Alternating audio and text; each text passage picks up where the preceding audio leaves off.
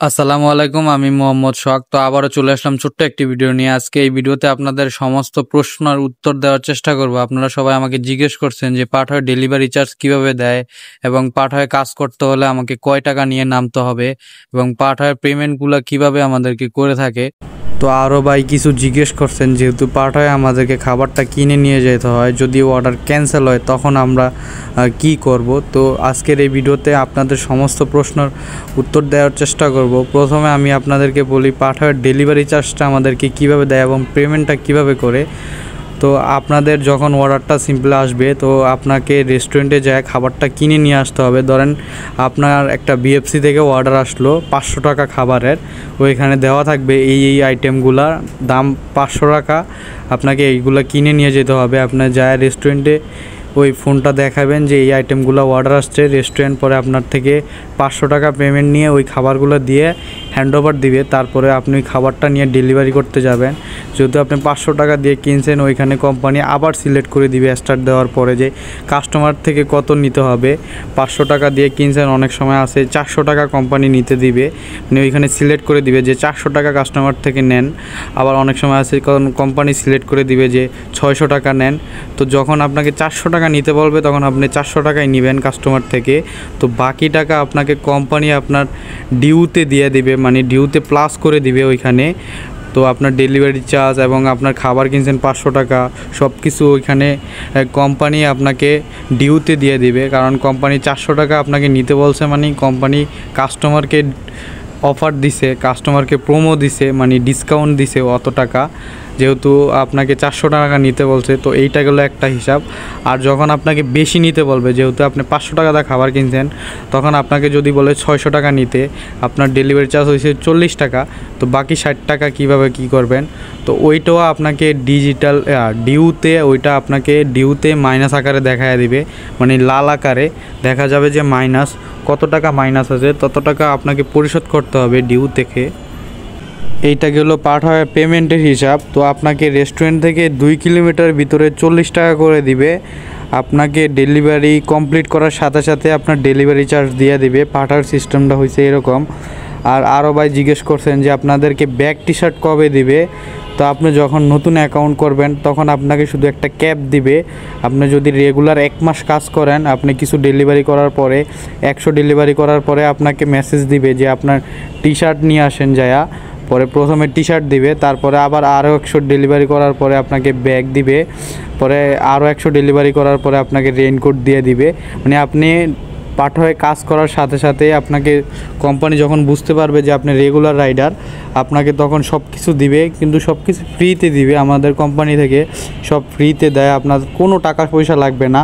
শুধু আপনি যদি কাজ করেন, রেগুলার রাইডার হন, কোম্পানি ওইটা দেখতে পারবে, তখন বুঝতে পারবে আপনার রেগুলার দরকার, তখন আপনাকে মেসেজ দিবে এবং অফিস থেকে কল করে বলবে আপনার সমস্ত কিছু চলে আসছে, আপনি যা আনতে পারবেন। তখন আপনাকে অফিস থেকে ওইগুলো দিয়ে দিবে। আবার এগুলো যখন আপনার নষ্ট হয়ে যাবে 6 মাস 3 মাস পর পর, তখন আপনি কোম্পানির সাথে যোগাযোগ করে আবার নতুন আনতে পারবেন যায়, তখনও কোনো টাকা পয়সা লাগবে না, সব কিছু ফ্রিতে দিবে। আপনি আগেরগুলা পুরানগুলা কোম্পানিকে জমা দিবেন, তখন আপনাকে নতুনগুলা দিবে। তো আরও ভাই আমাকে জিজ্ঞেস করছেন যে পাঠায় কাজ করতে হলে নর্মালি কয় টাকা নিয়ে মাঠে নামতে হয়। তো পাঠাওয়ার সিস্টেম হচ্ছে, আপনাকে একটা কাস্টমার নর্মালি 5,000 টাকা পর্যন্ত অর্ডার করতে পারবে, মানে একটা রাইডার শুধু 5,000 টাকা পর্যন্ত অর্ডারটা অ্যাকসেপ্ট করতে পারবে। মানে 500 থেকে 5,000 টাকা পর্যন্ত আপনি অ্যাপসের ভিতরে লিমিট দিয়ে রাখবেন। এর ভিতরে যদি আপনার কোনো অর্ডার আসে তাহলে আপনার কাছে চলে আসবে। তো অনেকবার জিজ্ঞেস করছেন আমি যদি 500 টাকা নিয়ে বা 1,000 টাকা নিয়ে কাজ করি তাহলে কি কোনো সমস্যা হবে।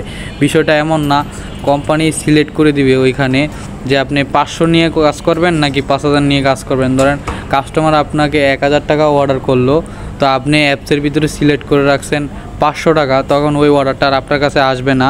তো আপনাদের সিম্পলি সবসময় চেষ্টা করবেন 3 থেকে 5,000 টাকা কাছে রাখার জন্য। ধরেন আপনি 5,000 টাকা সিলেক্ট করে রাখছেন, কাস্টমার আপনাকে 5,000 টাকা অর্ডার করছে অ্যাপসে, তখন ওই অর্ডারটা আপনার কাছে আসবে। আর যদি আপনি 500 টাকা সিলেক্ট করে রাখেন তখন ওই অর্ডারটা আসবে না। তা সেক্ষেত্রে আপনার ইনকামটা একটু কম হবে। যদি কাস্টমাররা সবসময় বেশি অর্ডার করে, তখন আপনার কাছে যদি 500 টাকা সিলেক্ট করা থাকে, আপনার কাছে 500 টাকা নিয়ে আপনি কাজে নামছেন, ওই অর্ডারগুলো আপনার কাছে আসবে না, আপনি অর্ডারটাও করতে পারবেন না, আপনার ইনকামটাও হবে না। তো এখন আপনার ইচ্ছা আপনি কয় টাকা নিয়ে কাজে নামবেন। তো আরও ভাই আমাকে জিজ্ঞেস করছেন পাঠায় যেহেতু আমরা খাবার টাকা দিয়ে কিনে নিয়ে যাই, তখন অর্ডারটা ক্যান্সেল হলে আমরা খাবারটা কি করব। তো আমি প্রায় 2 বছরের মতো পাঠায় কাজ করতেছি, এখন পর্যন্ত আমার একটা অর্ডারও ক্যান্সেল হয় নয়। পাঠায় 100%-এর ভিতরে 2% অর্ডার ক্যান্সেল হয়। তাও যদি আপনার অর্ডারটা ক্যান্সেল হয়ে যায় তখন আপনার পাঠায় অফিসিয়াল হটলাইনে কল করে ওনাদের সাথে যোগাযোগ করে বিস্তারিত বলতে হবে যে যদি কাস্টমার খাবারটা না নিতে চায় ওইটা বলতে হবে, বা কাস্টমারের লোকেশন ভুল, কাস্টমারের নাম্বার বন্ধ, ওইগুলা বললে ওনারা আপনাকে বলবে কিছুক্ষণ অপেক্ষা করার জন্য। তারপরে ওনারা আপনার সাথে আবার যোগাযোগ করবে, তখন আপনাকে বলে দিবে যে খাবারটা কী করতে হবে। যদি আপনাকে বলে খাবারটা হেড অফিসে জমা দিতে বা সার্ভার অফিসে জমা দিতে, তখন আপনাকে ওই অফিসে যা জমা দিতে হবে এবং অফিস থেকে এটা ইস্যু করে দিবে। তো আপনার যখন ইস্যু করে দিবে খাবারটা ক্যান্সেল হয়েছে, তারপরে আপনাকে 48 থেকে 72 ঘন্টার ভিতরে, মানে আগামী 3 থেকে 5 কর্মদিবসের ভিতরে আপনার ওই ক্যান্সেলের টাকাটা আপনার ওয়ালেটে ওনারা যোগ করে দিবে। আপনি যখন খাবারটা ক্যান্সেল হবে অফিসে জমা দিয়ে চলে আসবেন, তখন আপনার ওইটা ইস্যু হয়ে যাবে যে খাবারটা ক্যান্সেল হয়েছে। তখন আপনাকে টাকাটা 3 থেকে 5 কর্মদিবস এর মধ্যে আপনার টাকাটা আপনার ওয়ালেটে যোগ করে দেবে পাঠা অফিস। কর্মদিবসে 3 থেকে 5 কর্মদিবসের ভিতরে আপনাকে টাকাটা ওনারা ওয়ালেটে অ্যাড করে দিবে। তখন আপনি ওইখান থেকে আপনার বিকাশ অথবা ব্যাংকের মাধ্যমে উইথড্র করে নিতে পারবেন। তো আজকের মতো এইখানে বিদায় নিচ্ছি, দেখা হবে পরবর্তী একটি ভিডিওতে। আপনাদের যদি আরও পাঠাও সম্পর্কে কোনো কোশ্চেন থাকে তাহলে কমেন্ট বক্সে বলুন, আমি নেক্সট ভিডিওতে আপনাদের সমস্ত প্রশ্নের উত্তর দেওয়ার চেষ্টা করব। ততক্ষণ ভালো থাকেন, সুস্থ থাকেন, আল্লাহ হাফেজ, আসসালামু আলাইকুম।